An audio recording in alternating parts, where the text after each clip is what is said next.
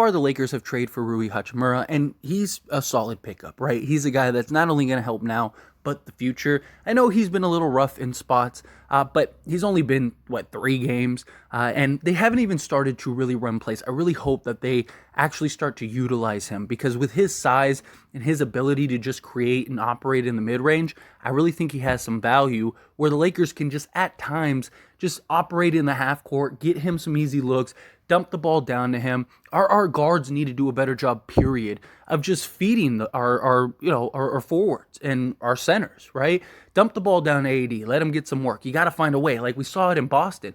You had Malcolm Brogdon guarding Anthony Davis for a good chunk of the game. Dump it down, get him the ball, and let him go to work. Same thing with Rui. Get him on the block, pump it down, let him get to work, right? Same thing with LeBron, all of them. But I do think that Rui is a guy that's really going to help and add some value to this team. But we need more, right? The Lakers need another trade. Now, I don't think anything's going to happen during this road trip. I think if we do a trade, it'll be right after the road trip, kind of that last, couple days before the trade deadline. But the Lakers definitely need to do something. And luckily, Rob Pelinka says the Lakers aren't done, that the Lakers are trying to find something else. We're still right there, right? We're still only 3.5 games out of the 5th seed. So we're not so far away that it's impossible for us to catch back up, where it's okay, you're going to make a trade and you're just, best case, you're going to be the 10th seed. And now you got to win 2 straight games just to get into the playoffs. No, the Lakers, if they go on a 5, 6, 7 game win streak, which isn't out of the realm of possibility. The Lakers have had the 8th best record in the league since going 2-10, and that's without Anthony Davis for a good chunk of the season. The West is just so wide open. The West is just so compact that anybody, we saw the Pelicans. The Pelicans at one point were the 1 seed, go on an 8-game losing streak, and now they're the 9th seed, right? So it is so compact. If the Lakers just go on a nice little run, all of a sudden you're in the playoffs, then you just got to weather the storm the rest of the way. Once you get into the playoffs, trust your stars, trust LeBron, trust AD, and then whatever deals they do, whether it's moving Westbrook, whether it's moving Patrick Beverley, whatever you decide to do, get some quality starting level pieces is what we need. We need starting level talent. Hopefully the Lakers can figure that out, get some guys. But Rob Pelinka actually stated and kind of talked about that he plans on doing other deals. So here's what Rob said. So I think the calculus for the Lakers is to win a championship or not. There's no in-between or incremental growth, Pelinka said. So as we analyze opportunities, we have to do it through that lens. And I said this at the beginning of the season. If there's an opportunity to get all the way to the end and win a championship, there's no resource we'll hold on to if we feel like that is there. He also adds, the completely unwise thing to do would be to shoot a bullet early and then not have it later when you have a better championship move that you can make. That's a really delicate calculus and something the entire front office, we evaluate with all of our moves.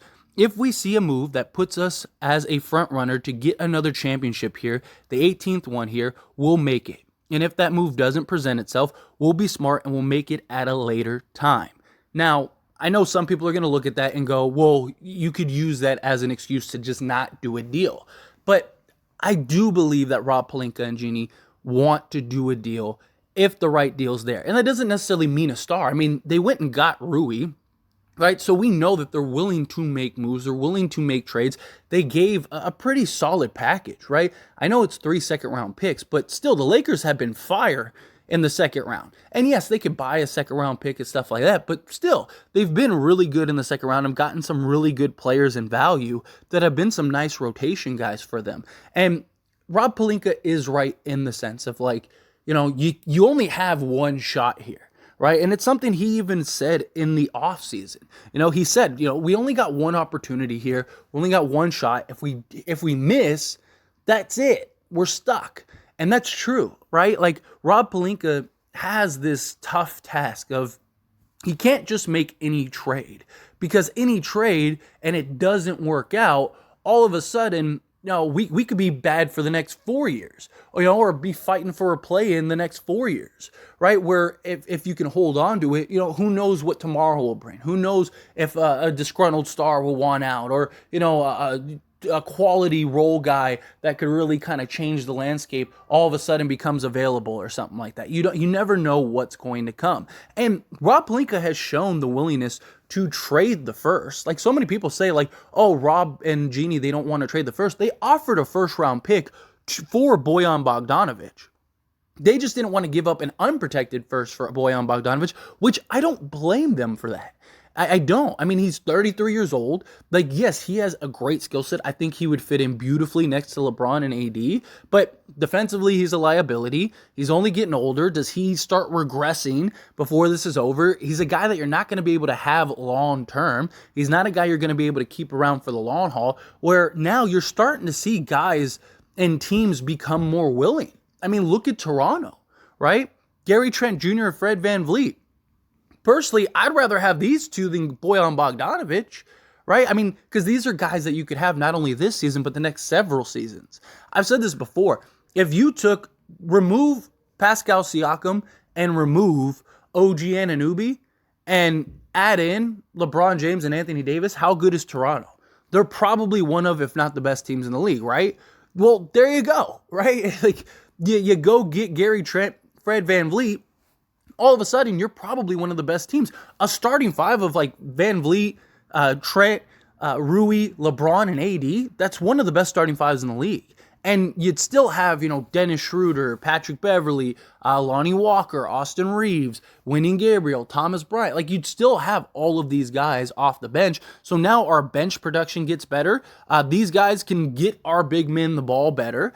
These guys can also play off the ball next to LeBron James. These are also pieces for the future, right? Gary Trent's 23. You could have Gary Trent for the next 10 years and he'd still be in his prime, right? And so now you have this foundation of like Max Christie, Gary Trent, Rui Hachimura, right?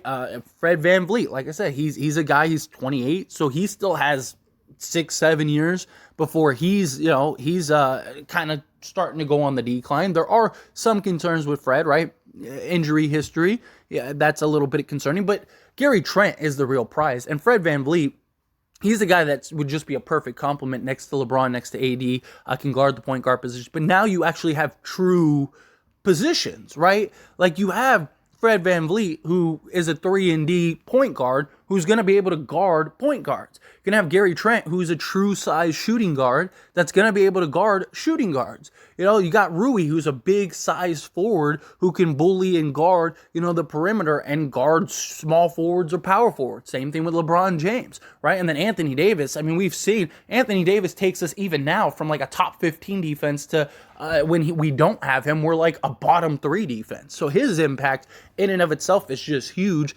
And the ability to have guys that could spread the floor, and now that opens the lane for a Dennis Schroeder, for a LeBron James, allows Rui to get good looks in the mid-range, right? Anthony Davis, you can't really double-team Anthony Davis now because you have to worry about the 4 other guys that can knock down the 3 ball. Yes, LeBron is streaky, but when he's on, right? Like LeBron, and that's always kind of been LeBron. LeBron's either 7 for 10 or he's like 1 for 7. But, if he's on, guess what? You can't leave him wide open. Gary Trent can't leave him wide open. Fred VanVleet can't leave him wide open. Rui, I do expect him to kind of get back into the swing of things. He's a guy that shot 45% from 3 before. I'm not saying he's going to get to that percentage, but can he get to like 35, 36%?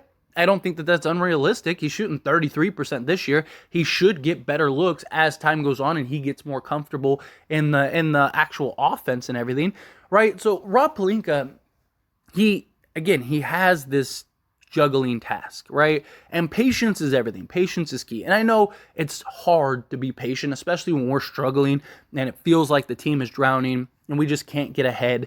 And it's just like, man, but like, again, if we didn't have that terrible 2-10 start, we're probably a top 3 team right now. Like if we went, let's say we went during those first 12 games, let's say we went 5-7, we'd be like the 4th seed right now, right? Or the 3rd seed. So we're right there. You have a couple games that we should have won in close, tight games. All of a sudden, we'd probably, if we win 4 or 5 of those games, all of a sudden we're in the playoffs. Or you get the 4 calls that the refs miss, we're in the playoffs. So we've shown night in and night out that we're right there. We're not that far away. We just got to figure out, one, how to close games. We need a solid move. And I do think if Rob Pelinka can find a move, I think he does. I really think the Lakers are going to do a move. I don't know what that move is, but I kind of lean towards this. I really feel like this is going to be the deal. I don't have like any inside information or anything like that. It's just my own personal hunch. I really think we're getting one, if not both of these guys by the trade deadline. Ideally, if you could go get like these two guys and then take like Patrick Beverley and Lonnie Walker and go get like a Josh Richardson for a second, I think that would round out the roster and you'd be set. I think it'd be good to go because then now, because the reason I'd like Josh Richardson over Patrick Beverley is because Patrick Beverley's been terrible for us for one. Two, I don't think we're going to be able to keep Lonnie Walker long term. So might as well get something. Josh Richardson is very similar. He's not the athletic, Skywalker that Walker is, but he definitely is that 3-and-D style, gives you another true size shooting guard that can play the 2, can play the 3. That's what we need. We need these guys that have this switchability, that have the shooting prowess, that can get hot and give you a 30. We've seen, even this year, off the bench, Josh Richardson has had a couple 30-point games, right? Not saying he's going to do that regularly. He might never do that with the Lakers because his role might just be different. But, having guys that have that capability. Gary Trent was like 3rd in the league last year in 30-point games. Can he get back to just being that scorer? A guy that can create his own shot, a guy that can get to the basket, can score on all 3 levels. That we need that desperately, especially in the half court. We are great in transition. We are great at pace and just, getting out on the fast break, but we are terrible in the half court sets. Guys like this would make us so much better in those half courts and really kind of spread the floor out, allow AD. Now we can actually dump the ball down to AD and he can go to work. Rui, same thing, all of those things. So I do think Rob Pelinka is going to make a move. I think if a deal is on the table, he said it all season. If there's something there that we like and we think actually can take us to the next level and longevity, they want pieces that can be long. They don't want to go get, a piece or two, give up their draft picks for a guy that, is only going to be here for 2 years and then that's it, unless they really believe we can win number 18 with this guy. But I love Bojan, and Bojan's the guy that I think would just be a great compliment, great fit. But does he alone make you a contender? I don't think so. I think he makes you a lot better, but I don't think you look at Bojan and go, oh, okay, and not just that, but now you have Rui, so it's like, well, does Rui come off the bench? If so, how effective is he?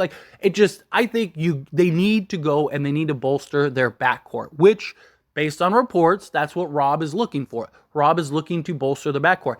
Also to mention, Gary Trent Jr. was almost traded to the Lakers before. So there's clearly something there that I think the Lakers could work out. But only time will tell. But anyway, as always, this is a discussion, so I pass the question on you. Let me know your thoughts and opinions down in the comment section below. What do you think? Want the Lakers to do something? Do you think they do something? Do you think they don't? However you feel, whatever your thoughts are, I'd love to hear them. Let me know down in the comment section below.